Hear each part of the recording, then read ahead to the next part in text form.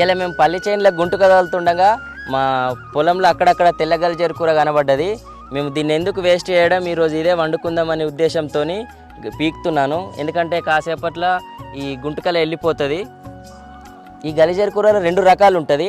ఒకటి తెల్ల గలిజేరు కూర, ఒకటి ఎర్ర గలిజేరు కూర. చాలా వరకు తెల్ల గలిజేరు కూరనే తింటారు. ఇది ఎర్ర గలిజేరు కూర అంటారు. దీన్ని వంటకంకి అయితే వాడరు. కేవలం ఈ వైట్ కలర్ ఉన్నదాన్ని మాత్రమే వంటకు వాడతారు. ఇది ఆరోగ్యానికి చాలా మంచిది. మన కిడ్నీలలో ఉన్న స్టోన్స్ని ఇది కరిగించేస్తుంది.